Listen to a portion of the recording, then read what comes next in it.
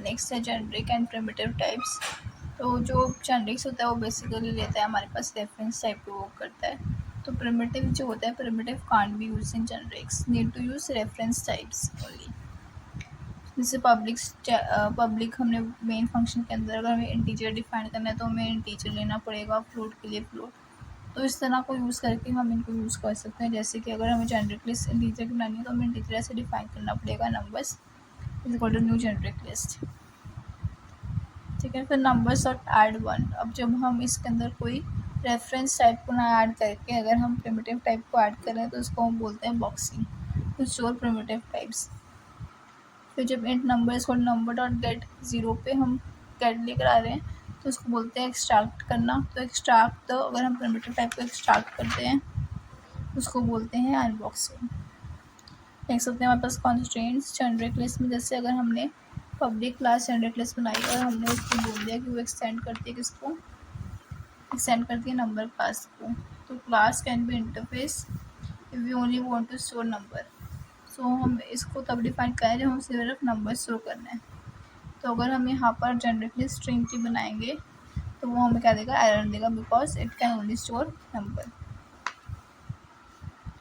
Interface कैसे हम कर सकते हैं, public class generic list x tends comparable. Comparable क्या एक इंटरफेस है, तो एक्सटेंड्स यूज़ करके हम क्लास को या फिर एक इंटरफेस को एक्सटेंड कर सकते हैं। कंपेरेबल बेसिकली दो फंक्शंस को कंपेयर करने के लिए यूज़ करते हैं हम।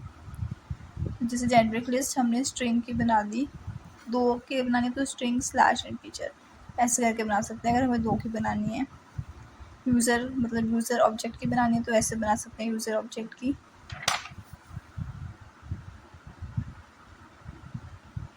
Public class user implements comparable, तो ऐसे करके हम बना सकते हैं इम्प्लीमेंट अगर हमें करना है public class user implements comparable.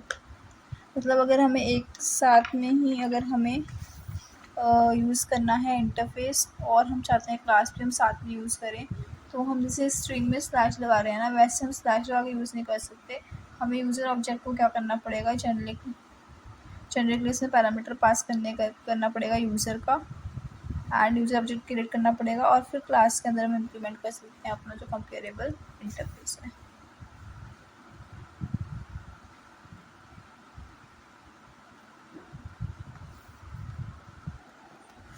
Next क्या, अगर हमें मल्टीपल इंटरफेस पास करने हैं तो मल्टीपल इंटरफेस के लिए हम क्या करेंगे,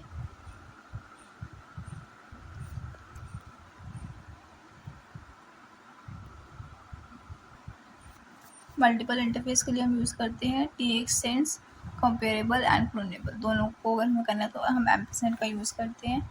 फिर होती है इरेजर क्लास। इरेजर क्लास का मतलब क्या है, जैसे अगर हमने बोला कि पब्लिक क्लास जेनरिक क्लास एक ऑब्जेक्ट है, तो जब भी हम इसको करेंगे तो उसका जो बाइट कोड होगा वो क्या करेगा, हर चीज़ को ऑब्जेक्ट से इरेज कर देगा। अगर हम बता देंगे कि जो हमारे पास जेनरिक लिस्ट है TXSet नंबर, तो हर एक को नंबर पे डिफाइन कर देगा। ठीक है, ऐसे अगर हम बोलेंगे TXSense कंपेरेबल एंड क्लोनेबल, तो बाइट कोड क्या करेगा, एवरीथिंग इज कंपेरेबल लेगा, क्लोनेबल नहीं लेगा। मतलब जो भी है लेफ्ट मोड में जो होता है ना, जो लेफ्ट साइड पे होता है उसको लेती है और उसको उससे सब चीज़ों को चेंज कर देती है, एंड इसको बोलते हैं हम इरेजर। ठीक है, नेक्स्ट हमारे पास कंपेरेबल इंटरफेस। कंपेरेबल इंटरफेस हमने देखा दो चीज़ों को कंपेयर करने के लिए बेसिकली यूज़ करते हैं। Interface comparability use to compare two objects like two user objects.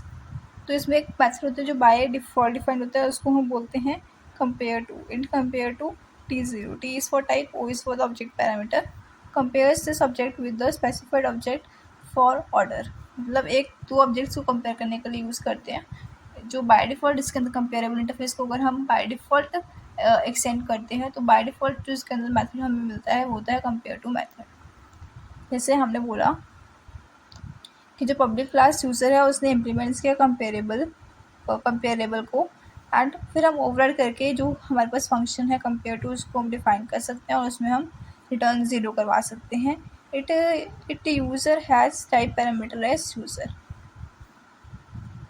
ठीक है, and say if we want to compare points of two user objects, अगर हमें टू यूज़र ऑब्जेक्ट्स के पॉइंट्स को कंपेयर करना है तो हम क्या लिखेंगे, public user int points this dot point equal to point, ठीक है। हमने कंस्ट्रक्टर बनाया यूजर क्लास का, फिर हमने ओवरराइड कर दिया कंपेयर टू को। अब हमें बोलना है कि दिस अगर लेस देन 0 है तो -1 देंगे, दिस इक्वल टू 0 है, और this greater than is equal to 0 है तो 1 देंगे। तो हम कर देंगे return points minus O dot points, ठीक है। ऐसे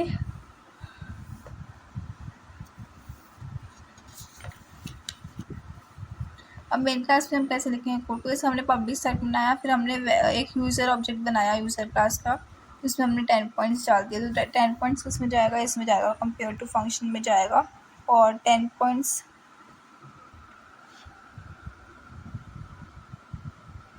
मतलब कंस्ट्रक्टर में जाएगा। बेसिकली ये न्यू यूज़र 10 पास कर रहे हैं तो उसे कंस्ट्रक्टर में जाएगा।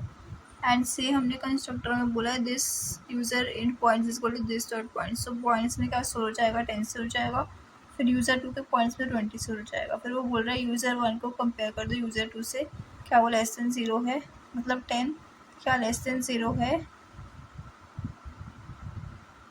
तो हम 2 यूज़र ऑब्जेक्ट्स को कंपेयर कर रहे हैं, तो हमें कंपेयर टू फंक्शन को यूज़ करना पड़ेगा। डायरेक्टली इक्वल टू करके हम यूज़ नहीं कर सकते, ठीक है। सिस्टम डॉट आउट प्रिंट कर देगा लेस देन, अगर इक्वल है तो प्रिंट कर देगा इक्वल टू, ग्रेटर देन तो ग्रेटर देन प्रिंट कर देगा। तो जब हम इस फंक्शन को रन करेंगे तो हमारा प्रिंट क्या करेगा, वो user 1 less than user 2, 10 is less than 20 basically.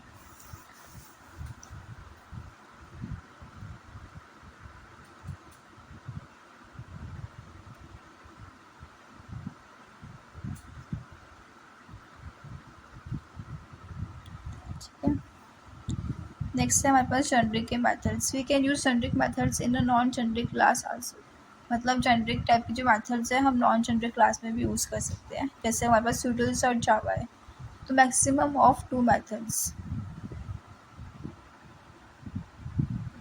जैसे पैकेज हमारे पास यूटिल्स पब्लिक क्लास यूटिल्स है, public static int max, public static int max, integer first comma integer second. Setting methods can be directly called instance of class using these, then we use non-static methods.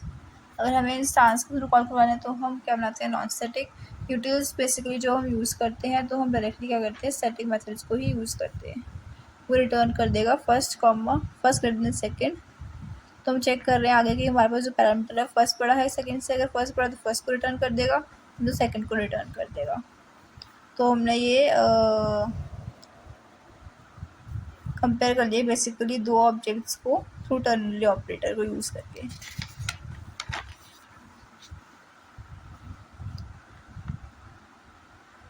अब now we have to use the generic method just before return type we use generic type T. कैसे use करेंगे, public static T extends comparable T max T first comma T second. मतलब अब हमने public static, अगर हम x tends को छोड़ दें तो हम बोल रहे थे पब्लिक स्टैटिक में इंट मैक्स। अब इंट को किससे रिप्लेस करेंगे, हम टी से रिप्लेस करेंगे। हमने इंट को रिप्लेस किया टी के साथ। अब टी किसको एक्सटेंड करेगा, कंपेरेबल को एक्सटेंड करेगा टी, एंड फिर टी मैक्स, यानी कि किसको रिटर्न कर रहे हैं, हम टी को रिटर्न कर रहे हैं। Return first dot compare to second less than equal to 0 है तो सेकेंड आ जाएगा, अगर नहीं तो फर्स्ट आ जाएगा बड़ा। Public static wide main string arguments में हम पास कर देंगे वार मैक्स नाम का हमने बना दिया एक ऑब्जेक्ट इसका, यूटिल्स डॉट मैक्स 1,3 हमने पास कर दिया और मैक्सिमम नंबर स्टोर करवा लिया। हमें ऑब्जेक्ट नहीं बनाया, हमने इसमें ऑब्जेक्ट क्यों नहीं बनाया, बिकॉज हमारे पास स्टैटिक टाइप यूज़ किया हमने, और हम जो मैक्स को है प्रिंट करवा देंगे, तो ये 3 को प्रिंट कर देगा बेसिकली।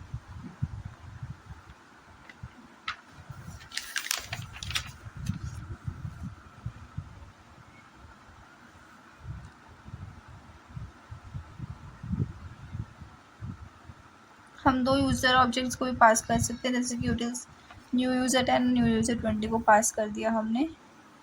तो ये बेसिकली क्या करेगा, ये हम अगर प्रिंट करवाएंगे मैक्स को तो ये इसका क्वालिफाइड नेम डॉट एडेड इसका हैश कोड को प्रिंट कर देगा। बिकॉज क्या होता है कि 2 स्ट्रिंग मेथड यूज़ करते हैं हम ऑब्जेक्ट के लिए, हमें डू स्ट्रिंग मेथड को क्या करना पड़ेगा, ओवरराइड करना पड़ेगा। अगर हम ये करना पड़े तो हम कर देंगे return points is equal two plus points, तो फिर प्रिंट हो जाएगा 20 हमारा।